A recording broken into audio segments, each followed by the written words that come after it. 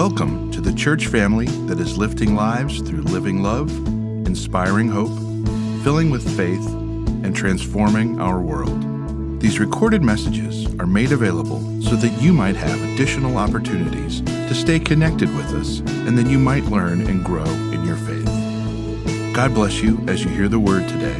And now, the message.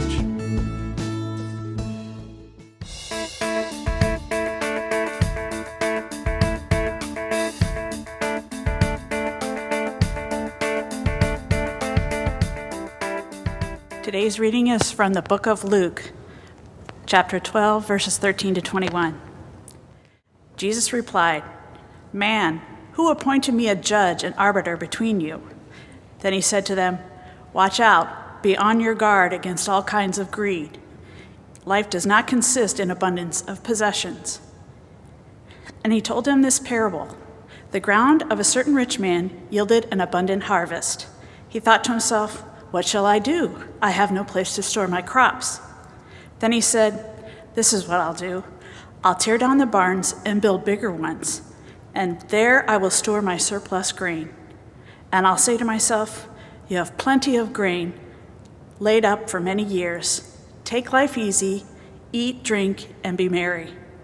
But God said to him, "You fool, this very night, your life will be demanded from you.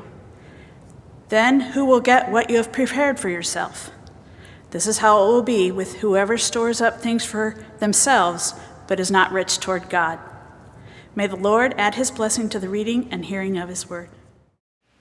When our kids were little, if you had hung out in the Williamson household for, even 24 hours, there's one word that you would have heard more than any other word, and that word was enough. Like, we were constantly saying it to our kids. The TVs would be on for a couple hours, and we knew, too much screen time, so we'd turn off the TVs, and instead of going outside and playing, the kids would, get out their iPad or some video game. We'd be like, enough screen time, go, play, enjoy the weather, Or sometimes it'd be an hour or two before it was time for dinner, and the kids were hungry, and we'd open up a bag of chips and give them a little snack. And then they come back for seconds because the chips are good. And we'd say, "No, enough. You're going to spoil your dinner. That's all you get." Or especially my son Nathan, he, like most boys, kind of saw us as his personal jungle gyms, like me and Jamelin. And especially as he got bigger and bigger, and as we got older and tireder, we would have to constantly say, "Enough, stop, no more." The reality is, as parents, that's what we do a lot. We have to help our children draw the line of where enough is, because they don't recognize in themselves when a behavior that is good or acceptable crosses that line into being destructive, or they don't recognize when something that was at first funny crosses the line into becoming incredibly annoying. So you have to kind of, enough, you draw that line for them. But the thing is, as I've grown older and reflected on it, I think sometimes we as adults aren't really good at drawing the enough line. One reporter once asked J.D. Rockefeller, how much do you need? When will you know that you have enough success, enough wealth? How much is enough? And J.D. Rockefeller replied, "Just a little bit more." How many of us answer that question the same way? How much is enough? Well, just a little bit more. A little bit more income, a little bit more home, a little bit more technology, a little bit more vacation, a little bit more. If we just had a little bit more, that would be enough. But the consequence of that little bit more, a little bit more, a little bit more is that we end up with more than enough. More than enough food, more than enough clothes, more than enough home, more than enough work, more than enough commitments. And the thing is when we cross that enough line, we take something that is good, and suddenly we have too much. And too much can be destructive for our souls. If you want to know, test the depths of whether you have too much or not, my recommendation to you is try moving. We did this 18 months ago when we came to Zionsville. And I remember what it was like when the real estate agent came to our house and he's walking through the home that we thought was perfectly lovely. You know, we loved living in it. And every room he went through, he said, "You got too much, too much, too much." Ultimately, he gave us this rule of thumb. He said, what you want to do is you want to get rid of half your stuff. Half the clothes that you currently have in your closets, half the books that you have on your shelves, half the furniture, half has to go, get it out of your house somewhere, because prospective buyers, when they come in, they want to see space where they can put their stuff. And so that started what I called the great purge in our house. You know, like we had to get rid of half of everything, and we were bundling up clothes that we never wear and taking them to Goodwill, and books and taking them to half-price books. And the thing that killed us was when we went through the kids' rooms and pulled out all the stuffed animals. Like we bagged up 2 huge, like leaf-size, like garbage bags full of animals that our children could name where they got them. They had no emotional significance. They just had them, and we took them all to Goodwill. And even after we made all these multiple trips to Goodwill, we still had enough stuff that we couldn't let go of, but we knew had to get out of our house, that we filled a little small storage unit with stuff too, right? Now here's the thing, is once all that stuff was out of our house, and for a few months we lived without it until we could, sell our home and find a new home and arrange to move. Do you think we really missed all that stuff? Nope, not at all. I mean, I can't even remember once thinking, "Oh, where's that thing? Oh, we got rid of it." I mean, we didn't miss it at all. It was all excess.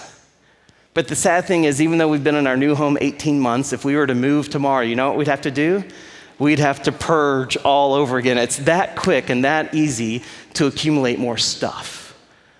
But this question of enough is more than just stuff in my mind. The question of enough also has to do with work and commitments. It has to do with time and energy. It has to do with our selfhood too, our identity. I mean, do we understand that we are good enough? I mean, do we feel like we are smart enough? Or to complete the Stuart Smiley line, do doggone it, do people like us? Do we have enough? Because I'm convinced most of us, the reason we keep pushing to achieve more or buying to acquire more is because we're trying to fill some hole inside of us, some place where we don't feel like in and of ourselves we are enough or God is enough for us.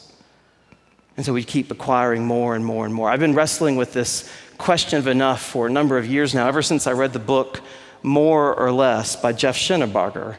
His book, he wrote a whole book around this question of enough and whether do we have more or do we have less than what we really need. But what I like about Jeff's book is he doesn't just ask the question theoretically and deal with it in abstract terms. Like he gets really concrete. What he does is he designs a series of what he calls enough experiments to test the limits or plumb the depths of how much we really have. His whole journey began when he kind of got in this habit of coming home from work every day. And he'd come home, and if there wasn't, food ready, if he got home late, he'd open up the fridge, and he'd look inside the fridge, and he would say this sentence, which I'm sure every single one of us has said at some point. He looked inside, and he said, "There's nothing here to eat." And he realized over time that this statement was patently false, that in his fridge and in his pantry and his freezer, there was plenty of stuff to eat. There was just nothing that in that moment looked good. And he began to feel convicted about this, so he approached his wife, and the two of them decided that they would try they wanted to see if they could go a month without going to the grocery store or going out to eat. They were going to live on what was in their fridge, pantry, and freezer.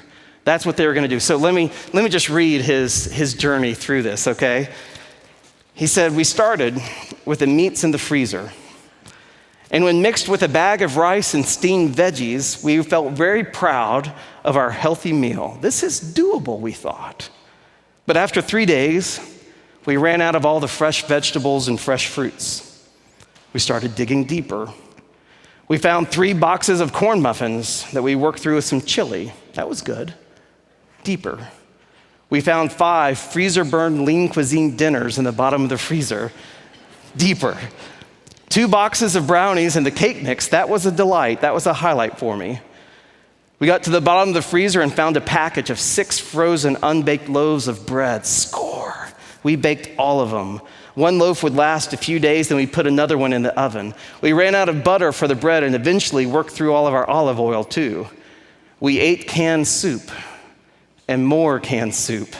Spaghetti, noodles with no sauce, the last box of macaroni and cheese, canned tuna. At some point in the process, I realized that I'd never actually seen the back of the cupboard or the bottom of the freezer before. We found some small bottles of Mott's apple juice, more canned soup, Jell-O, and ramen noodles. Those things never go bad, right? And then we had 20 little packets of Kool-Aid. And lastly, we lived on pancakes for 3 straight days. In the beginning, we committed to going a month without grocery shopping. By the end, we had lasted 7 weeks without going to the grocery store. 7 weeks, not going out, not going to the grocery store, spending no money on food. And yet it all began with him looking in the fridge and saying, "There's nothing here to eat." He describes another friend who has the same experience, except for her, she would go to the closet. And she'd look inside her closet and she'd say, "I got nothing to wear." And she realized at some point this was patently false, so she set out to test the depths. Her commitment was that she would not repeat a single outfit in her closet or in her drawers, except she said she had more tops than bottoms, so she had to repeat a couple pants. And so she wanted to see how long she could go without having to repeat a single outfit. And so every day she wore something new. And she did had to wear things out of season, like wear winter clothes in summer or something like that. But she went a total of 156 days without ever repeating an outfit.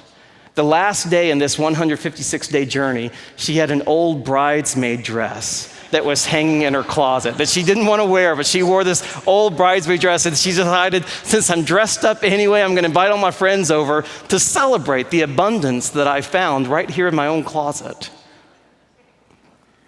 So what would it look like if you were to try one of those experiments? But this isn't really about, or at least speaking for me, where I feel my excess isn't just the food or what's in my closets. Where I feel excess, where I fail to draw the enough line in my own life, is most frequently when I look at my calendar. I look at my calendar and it is overflowing with activities and commitments, right? Jeff Schinnebarger in his book, towards the end of the book, he has this thought exercise that he asks everyone to do. He says, write out the sentence, "I have more than enough," and then you fill in the blank.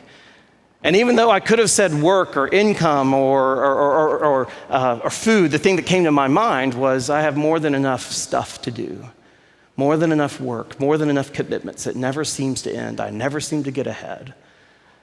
And then the next line underneath it was to fill in the blank, "I do not have enough." And the words that came to my mind, I do not have enough rest, time, energy, peace. And for me, there's this very clear that there is an inverse relationship between an overstuffed life and an undernourished spirit. And I couldn't say at the time, I don't even know today if I can fully answer what drives me to keep adding more to my plate, to keep saying yes, yes, yes. I don't know if it's a desire to please others or trying to prove my worth, but the reality is I still find myself struggling sometimes to name when, hey, that's enough, I can stop. No.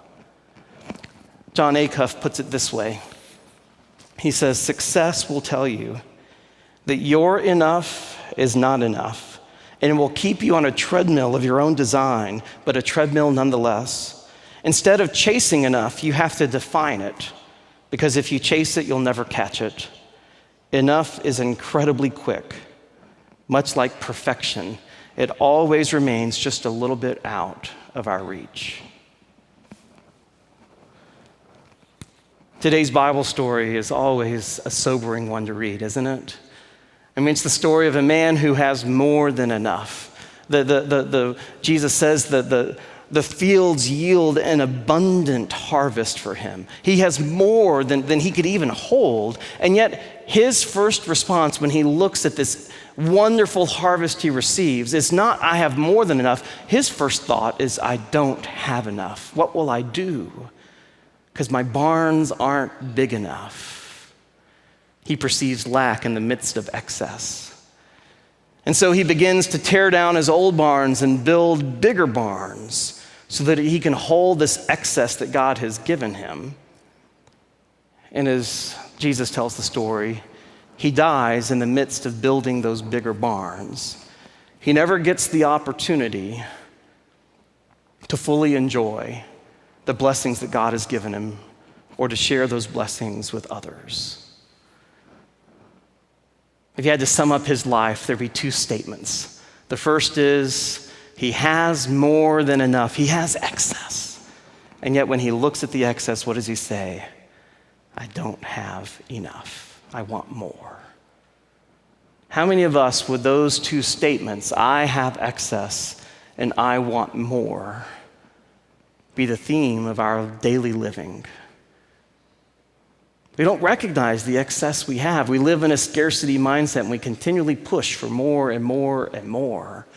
How many of us are our lives about building bigger barns? Maybe not building bigger structures, but building more success and more accolades and always pursuing just a little bit more. You see, for me, the question of enough means that we have to accept that God created us with limits. Limits for who we are, limits for what we can do.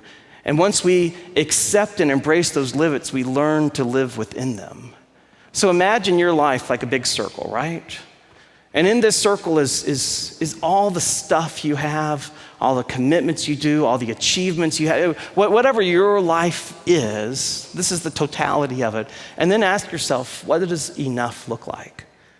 I mean, what is enough possessions, clothes, food, like we've talked about? What is enough technology? What is enough entertainment? What is enough home? What is enough work and accomplishments and achievements? When will you know that you've done enough with your life? Where would you draw the circle of enough? Would you draw it just a little bit outside your current life? Like J.D. Rockefeller, just a little bit more? Or is it possible? What would it look like if you were to draw the enough line a little bit smaller? You see what happens when we draw the enough line a little bit smaller? We end up with a margin, more time than we really need, more resources than we really need. We have time and resources to share with others. And I think this is how God meant for us to live, with margins to give us health and enjoyment in life. This is why God gives the people of Israel rules like the tithe and the Sabbath. I don't believe they are punitive rules. I believe they're meant to be a gift to help people establish margins. You don't think you have enough time? Well, I'm going to give you a day, God says, where you don't work, so that you can remember that you don't have to spend your days constantly chasing your to-do list. It's okay. Take some time off, rest, and remember that I've given you everything you need. You don't think you have enough money, enough food, enough possessions? Give a little bit back to me. And in that process of giving and trusting me to provide for all your needs, you'll discover not only do you have enough, but you have more than enough. You have enough to share with others. And God wants us to recognize that God is more than enough for all of our daily needs. He has given us more than enough. How would you draw your life? I mean, I'm sure in a room this large, there are some of us who are struggling with enough right now, who feel like in your daily finances you can't make ends meet, or maybe in your work and in all the competing demands on your plate, and you don't know how to let go of any of them, and nothing feels like it's enough. I know there's probably some of us that feel like that, but I know there are others who maybe are materially blessed, who have more than enough in some ways, but they sense lack in others, maybe in their faith, in their spirit. So I want to invite you right now, pull out your bulletin. On the back of your bulletin in that notes section, write those 2 sentences that Jeff Schinnebarger challenged me to write in his book. On the top line, write the sentence, I have more than enough, and fill in the blank. And on the bottom line, write, I do not have enough, and fill in the blank. It's tough, isn't it? Because I think all of us, if we listen more deeply to our lives, we realize that we keep pursuing enough because that's how we measure ourselves. If I just have more, then that means I mean a little bit more. But if we let go of that pursuit of enough or more, then we recognize that we have enough. We recognize that God is enough, that Christ is enough. As God spoke to the Apostle Paul, my grace is sufficient for you. I've given you more than enough already if you just trust and believe in the resources which I have given. But it's tough to release all the pursuits that we get caught up in order to really trust that God is enough for us. Twice in the last 6 months, Jamelyn and I have been tempted to make a purchase. A big purchase, something that we really deeply wanted. Something that was on the surface, it still is good, but it was too much for us. And it was too much because we couldn't afford it out of our own income or out of our own kind of liquid savings. We would have had to finance in order to make this purchase. And we were so tempted because we really wanted it, And once we looked at the financing, it was like, oh, we could squeeze this little bit extra in. We could make this work. And it was only after a couple days of prayer that we could really hear God's Spirit saying to us, enough. You don't need this. The path to more is not always more. Sometimes the path to more is less. But it's tough. It's hard to do. It's hard for us to recognize when we are caught up in the pursuit of more and what that does to our lives. And we cannot do it by ourselves. We need community. We need friends. We need people who we invite into our lives and we share with them our own struggles about enough and more. And we process with them our feelings and our thoughts, and we give them permission to challenge us whenever they see us pursuing more than we really need. So I encourage you, after today's worship, to find one person, maybe 2 people, with whom you can share whatever you wrote on the bulletin. Where is it that you have more than enough? And where is it that you don't have enough? And will you share that with someone? And give them permission to help you sort through that. And as you think through the community of people you do that with, I'm going to go one step further and encourage you that you look at people not just who are kind of in the same life station as yourself. It makes a tremendous difference when we include in our community those who may not have the same amounts as we do. If all we do are people who hang out with people who have more, then guess what? We're going to continually want a little bit more. But when we spend time with people who have a little bit less, it brings into sharp relief how much excess we have. What I didn't tell you was when I first read Jeff Schinnebarger's book, I was in Haiti. I read it on a mission trip. And if you want to be in a place that makes you think about how much you have, try going to Haiti with me sometime.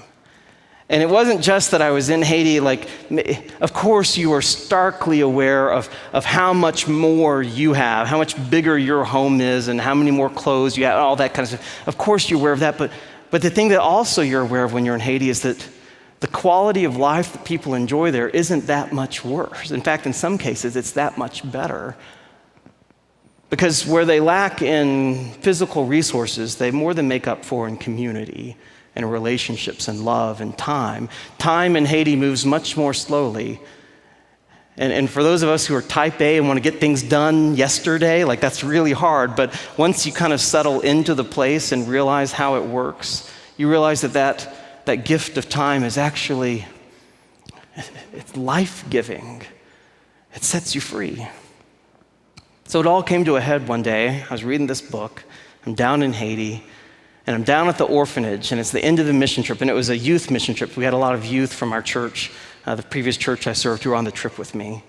And I just had this moment where I sat back and I watched what was happening. And I watched, over here, there were some kids playing jump rope together. And over here, there were some kids, some older kids kind of gathered around the phone, and they had the earbuds on, and they were listening to music with one another. And over here, they were painting fingernails, and the girls were having their hairs brushed and braided, which always is so tender to me to watch, the orphanage kids kind of doing that.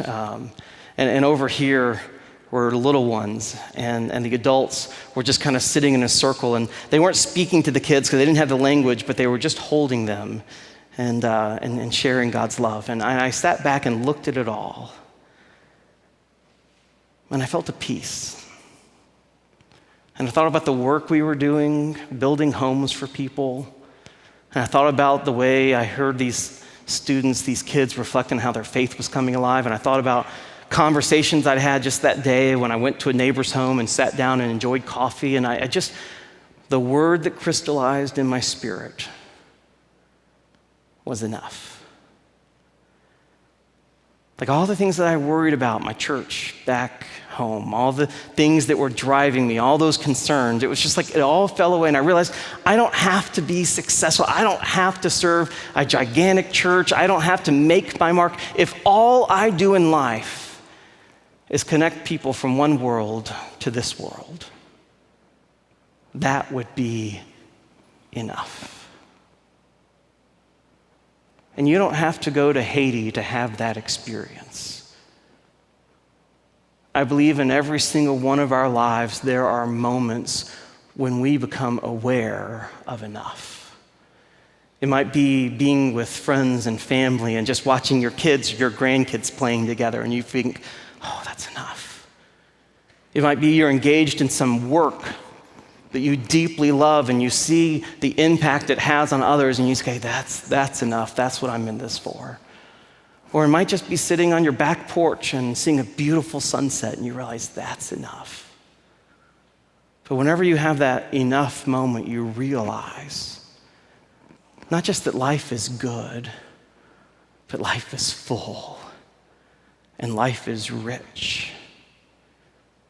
And whenever you have an enough moment, circle it in your memory, circle it in your heart, because everything else is just excess. Amen. Let's pray.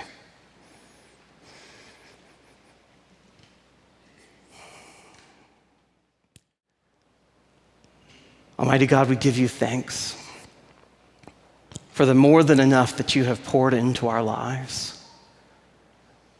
We give you thanks for the gift of your Son, who is sufficient for all of our needs and who came to set us free from the pursuit of more and more and more.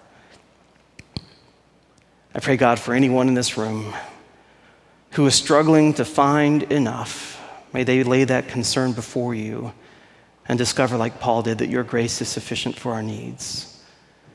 Help us all, God, to release into your hands our needs and concerns and to trust you.